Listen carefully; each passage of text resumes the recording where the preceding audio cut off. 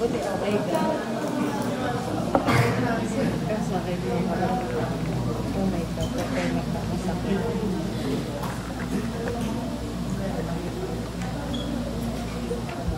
Alam ko paano itong ulitin? Okay na po ito. Okay na yan? Ulitin? Ulitin ko ha, ulitin ko. Okay po ha, this has something to do with single stage cementing. Kasi kaya na sabi natin on primary cementing, we have single stage and multi-stage. For secondary cementing, we have squeeze cementing and plug cementing. So in the case of single stage cementing, sabi dito meron tayong surface casing na 33/8. May nominal capacity na 54.5 at a depth of 1,700 feet. Ibig sabihin po, since may binigay na nominal capacity, hindi pwede gamitin yung equation na capacity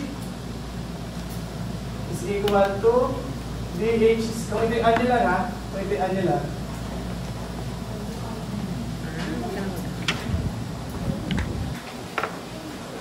Hindi po ito pwede gamitin. Kasi may recommended nominal capacity dyan, so more likely, the only way you can get the capacity for 33/8 is by using the table. Malinaw po? So, sabihin po, yung surface casing na 33/8 mula surface hanggang 1,700 feet. Ang sunod po dyan, open hole, 12.5 inches to 4,950. So, ibig sabihin po, may open hole tayo from the point of 1,7, kasi yun ang may casing, down to 4,950. Malinaw? Malinaw po ito, dalawa.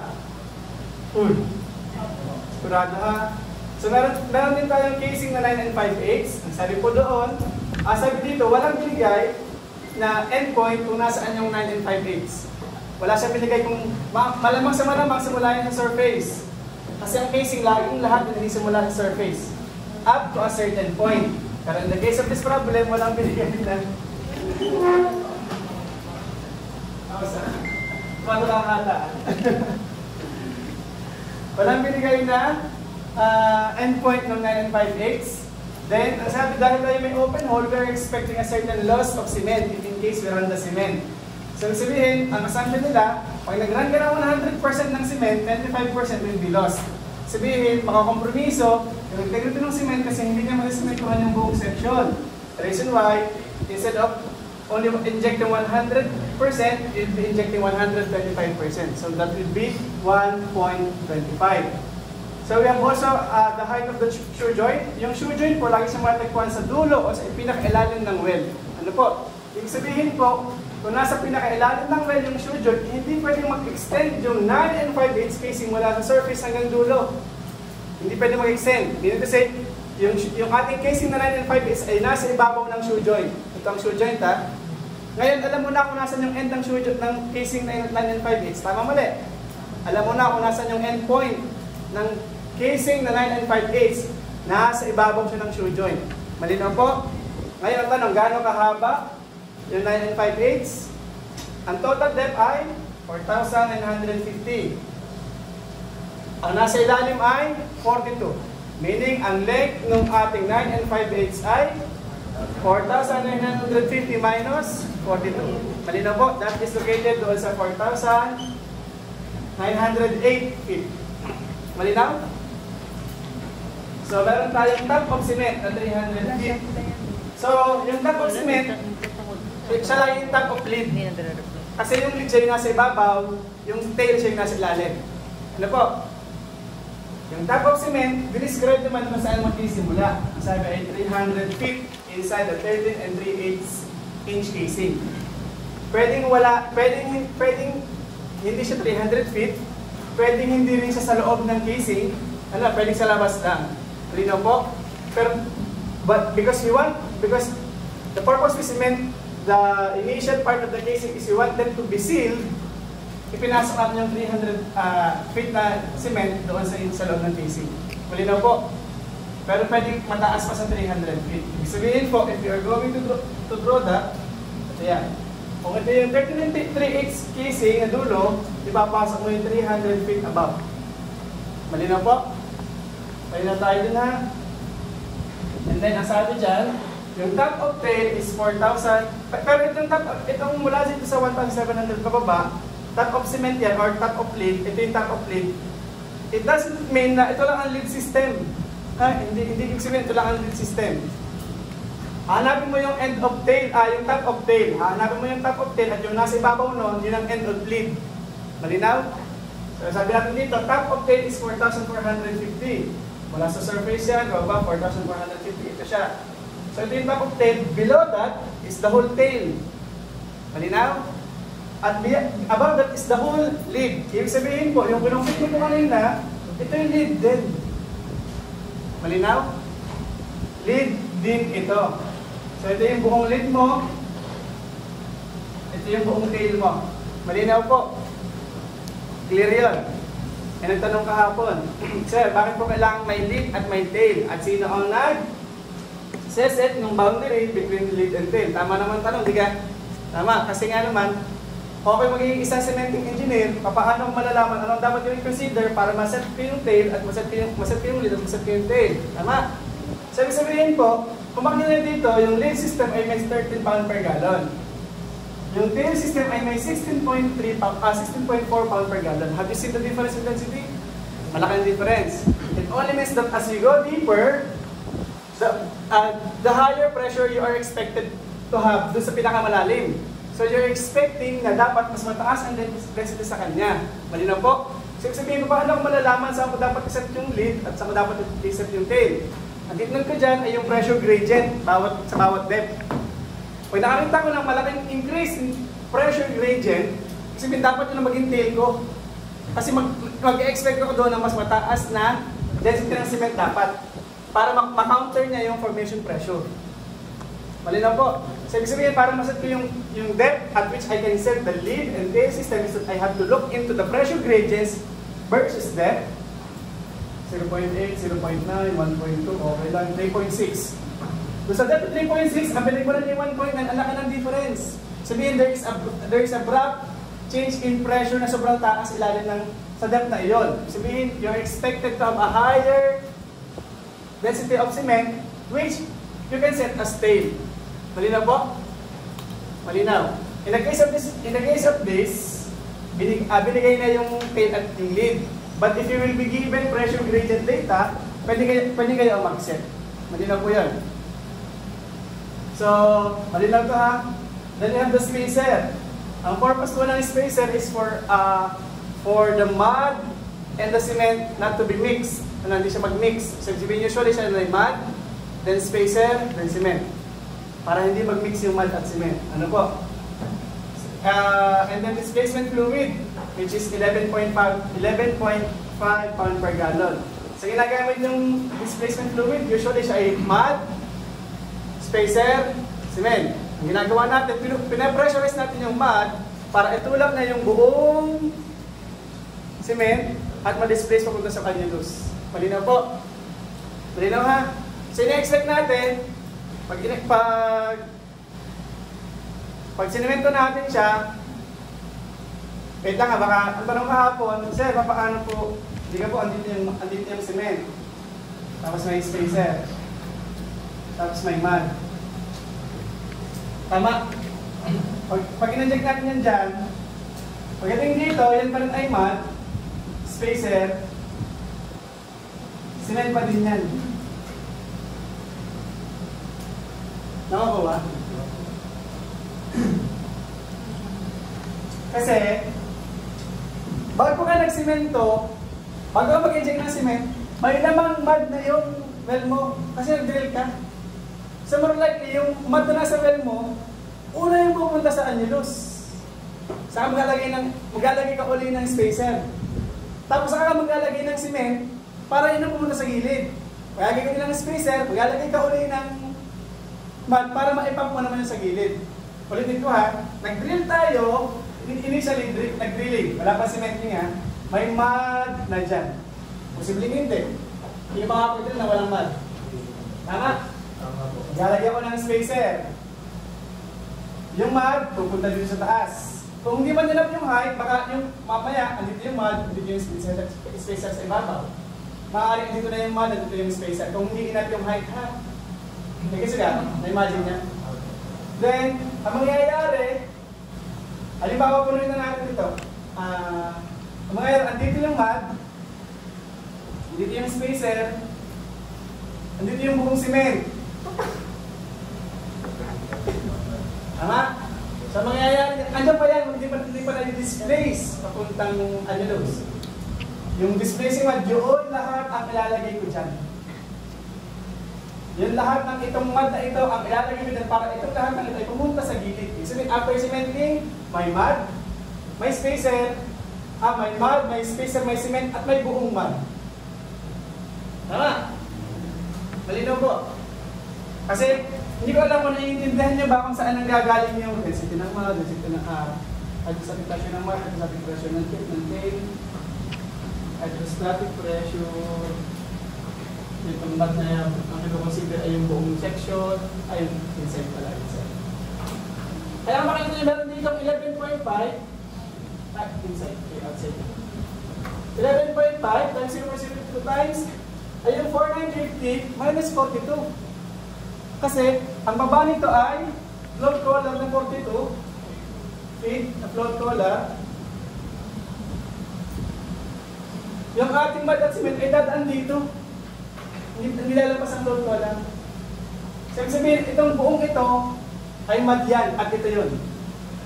Inside the casing yan ha. Inside. Ito na may review lang, alam nyo na ito na ikwanta na natin ito. Kaya may ganyan. Malinaw po. Pero it doesn't necessarily mean na ang mud ay nandun lang. May mud pa rin tayo sa labas na galing sa first drilling procedure. Kasi again, hindi ka makakapag-cement nang walang butas. At hindi ka makakapag-butas nang walang mud. Mud muna, spacer, cement, then mud ulit. Then spacer ulit. Saka mud. Malinaw po? Malinaw? Okay. So, ito yun na, yan yung purpose niya, at saka yung displacement fluid. Ang pinakatanong po dito is what could be the hydrostatic pressure at a depth of 4,320 at kailangan i-compare natin yan sa fracture pressure ng 2,215 PSI to see whether the whole system will fracture the formation or not. Paano malalaman? Pag inakuha po natin pressure sa depth na 4,320 ay mas mataas kumpara dito, ibig sabihin, babasagin niya yung formation para ang pressure ay lumabas. Yung fluid na nasa wellbore ay palabas siya kasi mas mataas yung nasa loob. Now, sabihin po, you have to get the value of pressure at a depth of 4,320 and compare it to 3,215 PSI. That is only for fracture pressure. The next question is, what could be the pressure at a depth of 4,800 feet so that you can compare it with the formation pressure na 3,100 PSI. If in case, the value that you get at a depth of 4,800 PSI is much lower than this value, therefore, fluids from the reservoir might intrude into the formation, kick yun. Dapat, mas mataas ng kaunti, dapat, hindi malayo ang difference ng pressure sa loob at yung pressure sa labas. Pag nagkataon na malaki ang diferensya at mas mataas ang pressure sa labas, sa loob, yung pressure dito ay papasok doon at magsimula ang kick that can lead to blowout. Malinaw po. Malinaw. But there's no rule of thumb saying that the difference between the hydrostatic and formation pressure should be like this to prevent blowout or kick. Wala nang sasabi na dapat ganito lang ang difference niya. Pag lumampas dyan, may kick na. Wala pong nagsasabing ganun. Ang sinasabi lang, our rule of thumb is that the formation pressure should be slightly higher than the hydrostatic pressure. Naulit ko po ha, the formation pressure should be slightly higher than the formation pressure. Yung slightly na yun, kayo na mag-interpret kung ba ay 5 PSI, 10 PSI, 100 PSI, wala nagkasabi. Hindi lang. Yung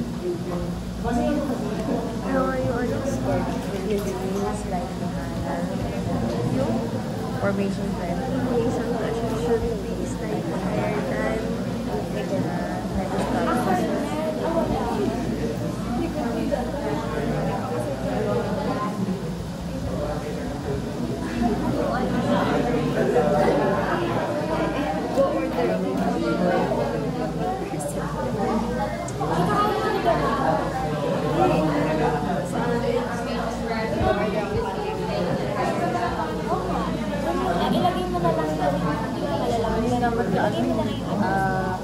mas mataas ay formation slightly higher. What will happen if the pressure at the outside is slightly higher than the pressure in the inside? It only means na kusang papasok ang fluids from the outer going inside. Meaning to say, it will help during production. Ano? Because you know that the word slightly is still controllable. Therefore, by nature, the fluids from the reservoir has a tendency to move inside the wellbore. Malinaw po? So, sabihin, parang mas tinutulungan niya tayo mag-produce ng mas efficient without even using the artificial lift or yung pinaka-natural energy niya. Kasi you're trying to get the pressure difference at which fluids will flow from the reservoir going to the wellbore na nasa controlled condition pa siya. Happy? Sigurado kayo ha? Okay. So, ito yung dalawang pinakatanong. What we're gonna do first, ang pinaka natin aaramin ay simulan natin sa taas. Ano po? Simulan natin dito actually. Kasi if you are to get the pressure at a depth of 4,320 and pressure at a depth of 4,800 feet, the only way we can do that is by getting the height of each component. Pinaka-height ng mga yan. Tama? Ano po? Sabihin, pag nakuha mo yung pinaka-height ng mga yan, saka ka lang makakuha ng pressure kasi 0.052 for vertical depth and then mud width. So, kailangan mo muna yung height ng mga yan at saka volume. So, para makuha yung height nito, doon may binigay na height dyan, 300. Kailangan nating kunin kung gaano kadami yung volume na nandyan. So, the first thing you need to do is to get the annular volume. So, lead cement inside the surface casing. So, pag kukuha tayo ng annular volume capacity, we have to consider the diameter between the casings. So, siya ay 33 casing at meron niya sa loob na 9.5/8. So, ang sabi dyan, ang annular capacity nun ay 0.3627 feet. Hindi natin kaya i-calculate yung capacity kasi again, may nominal capacity na given. So, given sa table, all you need to do is to look for a value of the outer casing which is 13 3/8, and then afterwards you look into the value of 9 5/8 kasi mauna yung pinakamalaki. Pinakamalaki din madami yung pinakamaliit na pwede ilaman sa kanya sa loob. Malinaw? Pinakamalaki may casing, tapos may isa pang para sa ganito.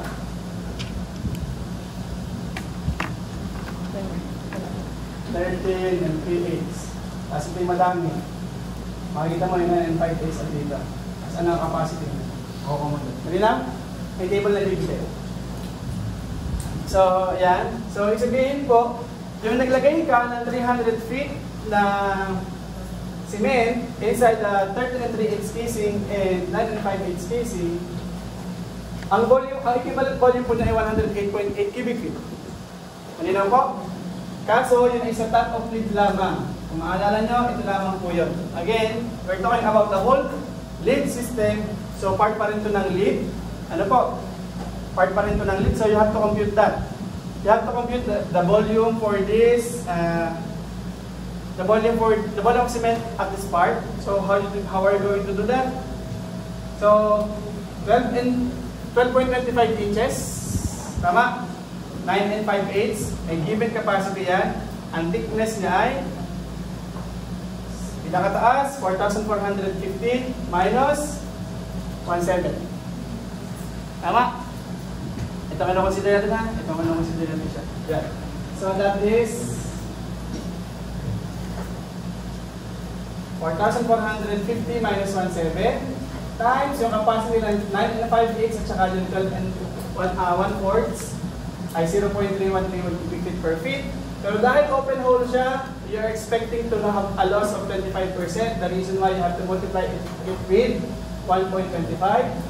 Then the total volume sa lower part ng top of lead na ito ay 1,076.3.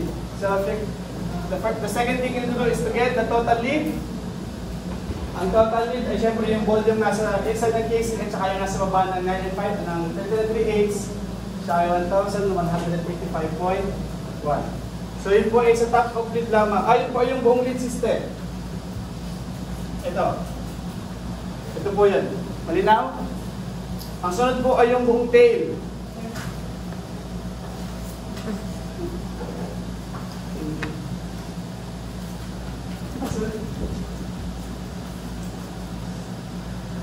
Yung buong tail. Yung buong tail po ay ito, tama?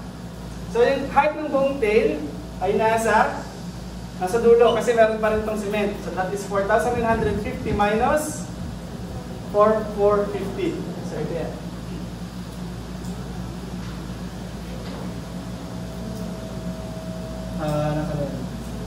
Ito. 4,450 and then 4,950, so 500 yan. Since we're talking about the same capacity and the same part, which is nasa pagitan ng 12 and 1/4 at saka 9 and 5/8, same pa rin yung capacity, 0.3131. Ito pa rin. Agaya nung nasa taas kanina. So again, dahil open hole siya, yung multiply pa rin sa 1.25. Then the volume of the top of tail is, ay yung buong tail na nasa labas is 195.7 cubic feet. But then again, part pa rin po ng tail, yung buong shoe joint or float wala ito. So kung siya may 42 feet, ano ang volume na yan? Malalaman lang, may getting na capacity at ang capacity daw po ng ating shoe joint ay 0.4341 cubic feet per feet. So ang total volume ng cement sa shoe joint ay 18.2 cubic feet. Then adding it up para makuha yung total volume ng tail, 213.9 cubic feet. Malinaw po yan? Malinaw yun ha? Next. Kung sisimentohin natin ito, therefore kung nalaman natin yung tail at nalaman natin yung cement, ang gagawin po natin, ipapasok natin yung buong 1,185.1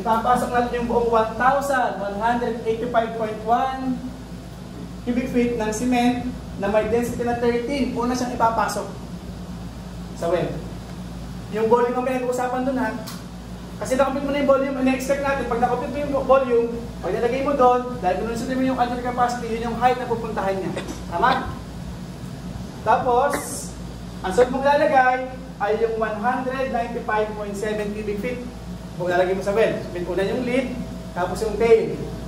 Malinaw? Spacer. Copy? Then yung buong displacing mud. Sabihin yung lahat ng iyon ay i-inject niya. Pagdating sa kabila, lead na yung nasa taas. Then tail yung nasa ilalim. Malinaw? Sigurado ha, malinaw po yan. Sabihin po, yung volume na yun, nilalagay mo sa buong well, ay magtatama yung height, yung equivalent height na na-compute natin, yung 300, yung 500, yung kung ano man yan, magtatama yung height niya sa labas sa annulus. Malinaw po yun? Sigurado ha?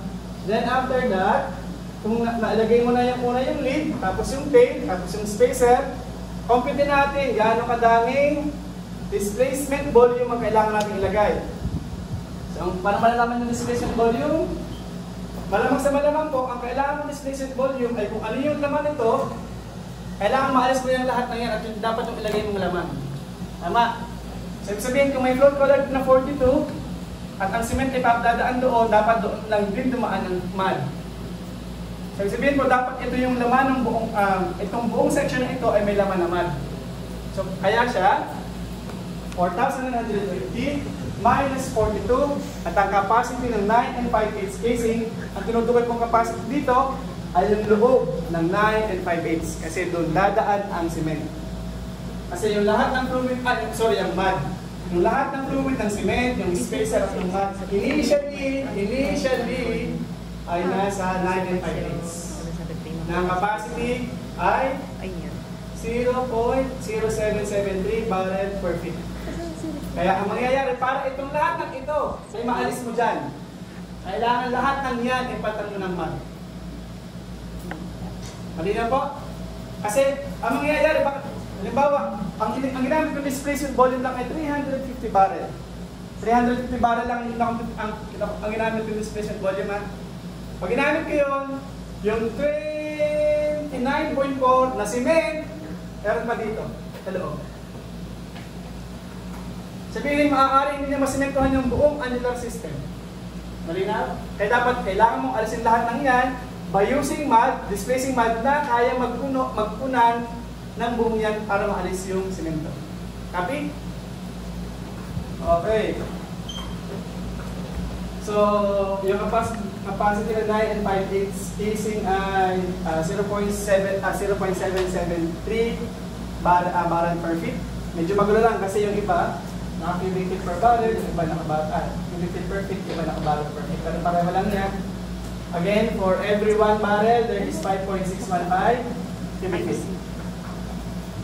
So nalaman na natin yung volume ng gagamitin para maalis yung lahat ng cement na ito. Tama? Ang sunod nating alamin, ano ang kailangang pressure? Yung pump pressure para effectively ko na ma-displace yung lahat ng cement at pumunta sa annulus. Kasi ipapump mo yung fluid. Kasi imagine nyo, yung ginagamit mong pag-pump ng fluid ay 11.5 lamang. Ang ginagamit nyo po na displacing fluid ay 11.5. Pero ang itutulak ng fluid ay may pinakamataas sa 16.4. Sabihin, hindi basta-basta maitutulak ng 11.5 yung 16.4. So, kailangan mo siyang apply ng pressure. Tama? At yung pressure na i-apply mo, kailangan mo i-consider yung lahat ng fluid. Ginawa natin yung midterm. Meron tayong tabit feeder, ganyan. Tapos, ano ang pump pressure? Inisa-isa natin yan. Tama? Para makompute yung pump pressure. Kasi kung ano yung pump na ito, kung ano yung pressure nito, dapat it should be equal or higher than para ma-pump na yung fluid pababa. Tama? So, kailangan i-consider yun. So, kaya pump pressure to lambda plug. Ibig sabihin nun, ano yung pump pressure na kailangan mong i-apply para masabi natin na matatapos kaya natin i-displace yung fluid at matatapos mo yung cementing at yung top plug at yung back plug. Yung top plug ay pumasok sa float collar indicating na tapos na yung cementing job. Ano? Yung top plug, kasi yan ay top plug, and dito yung mud. May top plug muna dyan ha, bago yung mud kasi hindi pwedeng siya. Hindi niya maitutulak yung cement kung walang top plug. Yung top plug ay parang vacuum, parang syringe. Alam mo yung ng syringe?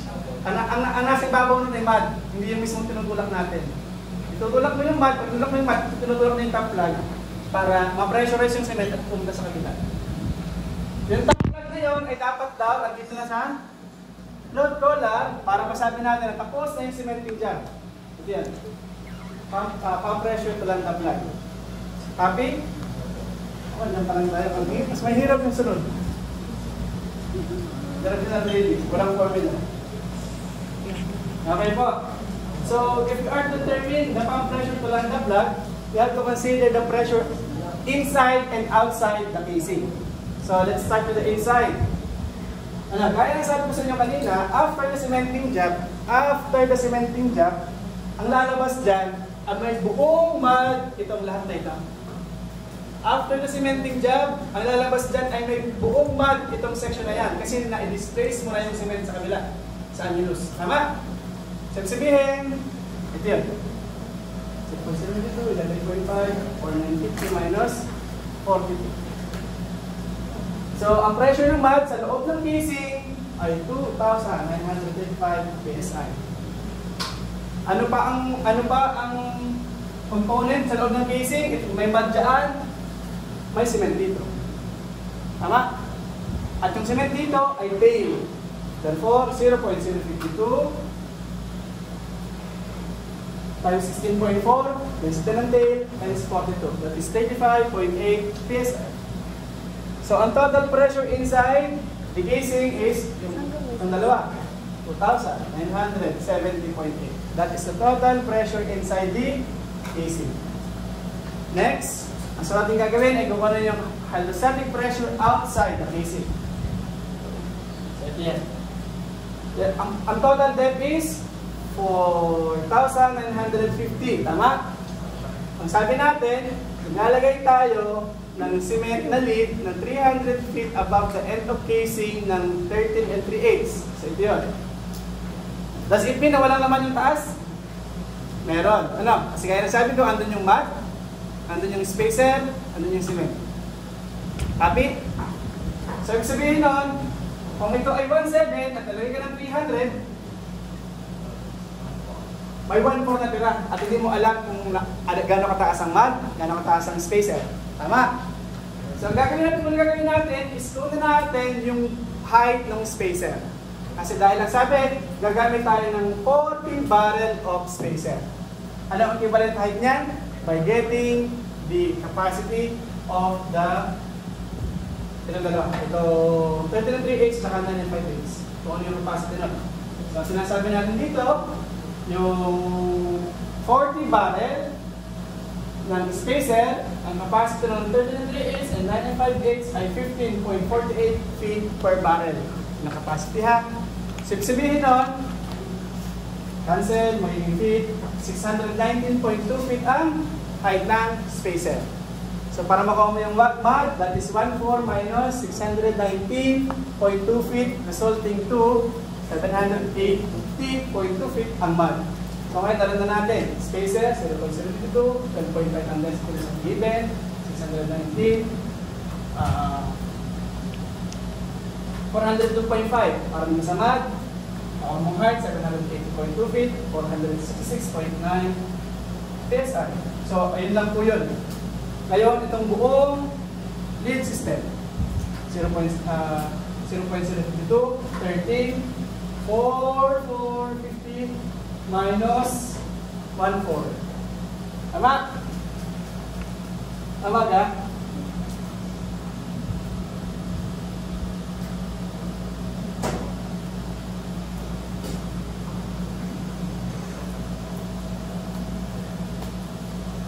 Kita na, hindi pa rin.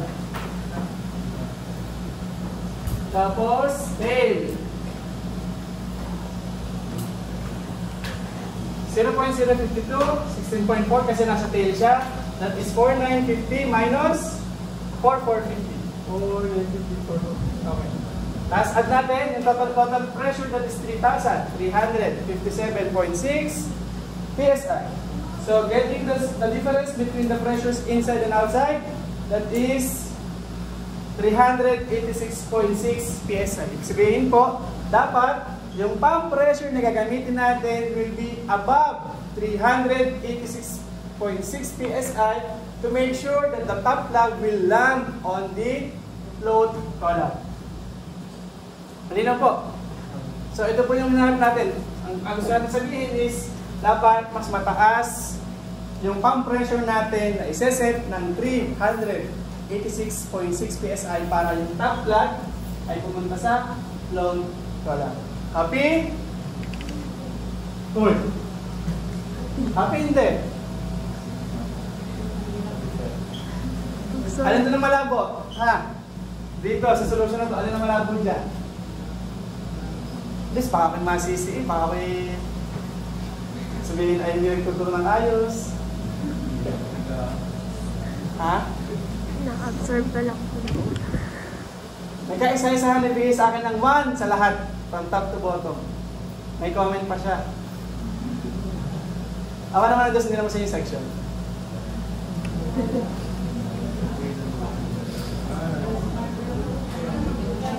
Ha? Even yung knowledge, minan ako, ha? Yung? 297. Ano yun? Ha?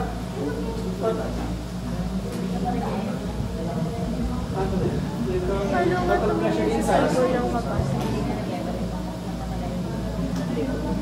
Even naman. Even knowledge ko lang ako.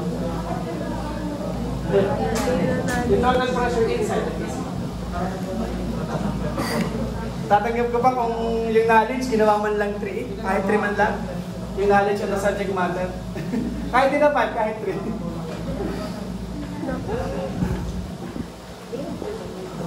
Okay? Alam mo tanong pati, parang malabo dyan.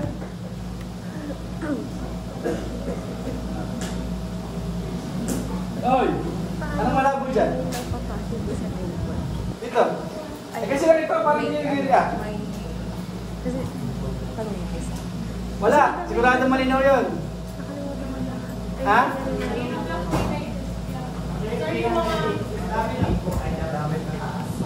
Then 386.8 is mas mataas. Yung pump pressure na di ba? Yun naman pwede ito lang talagin yung pump pressure, tama? Kasi posibleng na sobrang bigat na yung weight. Ito parang 16.4. Ayun na, kasi di ba parang, Or for parang example, incest, 19.8, parang meron dalawa yung ata parang different type. Ibig sabihin po niyan, pag tayo ay halimbawa nag-set tayo ng 3,337.6 na pump pressure, aadan mo pa siya ng 386.8. Alam, ang isaset natin na pressure ay 3,000, halimbawa lang po ito. Kung ito ang isaset mo na pump pressure, dadagdagan mo pa siya ng 386.8 to make sure that the top plug will land on the float column. Happy? Okay po, pero hindi ba yun yung pinakasagot? Kasi pinakasagot is yung pressure at a depth of 4,320 and at pressure at a depth of 4,800. dun sa pressure sa tapos ayun naging So, are. Para Again, ang unang kukunin ay fracture pressure. At fracture pressure daw sa depth na 4,320 is 3,215. So, ibig sabihin, on the same height, on the same depth, kukuha ka na ng pressure. At di ko kumpara mo dito. So, kung pwede na natin ito, yung 4,320 is somewhere here siguro. Ano? Tama?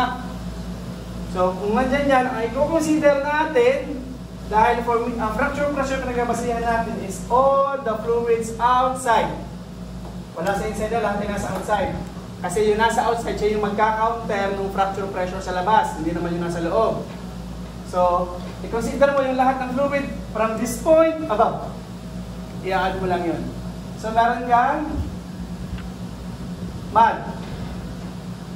Yung mud ay yung mud, then spacer, then yung lead. At kaunting lead pa rin nga ba yun?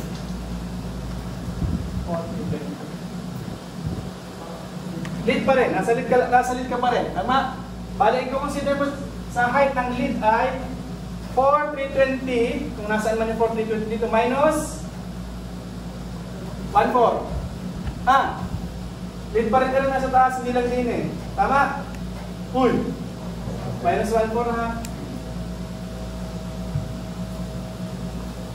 Ayan. 1,973.9. Dahil given na naman yung mud, ito, kanina sa computation natin ng all fluids, hydrostatic pressure of fluids outside the casing, yun nakuha na yung kanina. Kasi ito yung nakuha mo dito. So that's 2,843.3. Verdict? Hindi mo pa-fracture yung formation. Kasi mas mababa yung nakuha mong pressure sa loob, kaysa sa nasa labas. Tama? Uy. Okay. Fracture pressure yung pinagbabasihan na. Next. Formation pressure.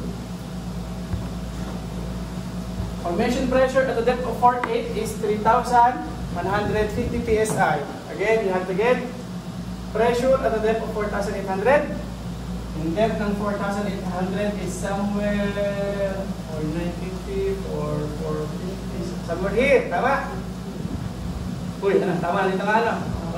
Kung nasan man dyan. So, that is 4,800 minus 4,450. Tama? 4,800 minus 4,450. So, pero, sa pressure na yun, i-add mo naman yung buong pressure na to. Tama? I-add mo pa rin yung buong, kasi mula dito, lahat ang nasa taas. Tama? So, i-add mo na yung buong lead.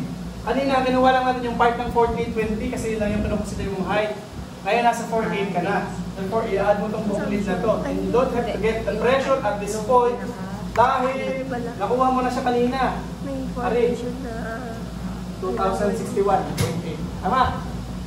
So, pag solve natin siya, min and max. ano na yun? 2,061. At ano ko mo ito? Kasi siya ay 0.022, 16.448 minus 4,450, 298.5. So, yung pinakaibabaw, mud, Sunod, spacer, yung buong lead at yung tail from the depth of 450 to 48.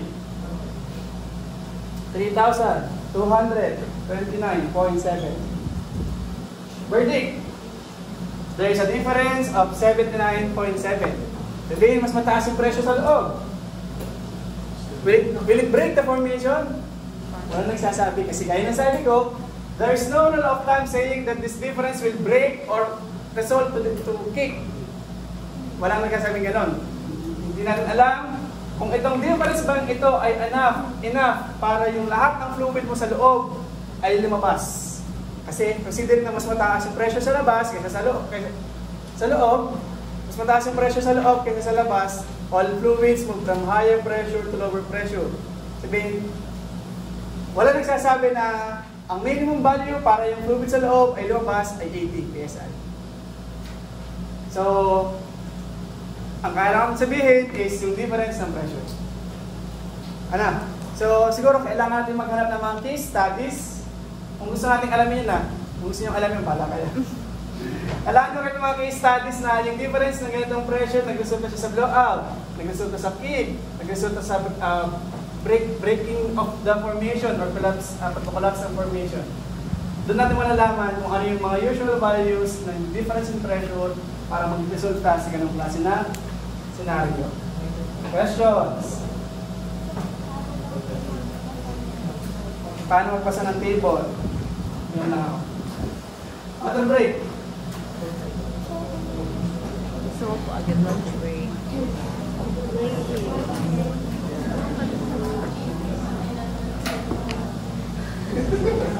Kasi lang pas dito. Ito din ba?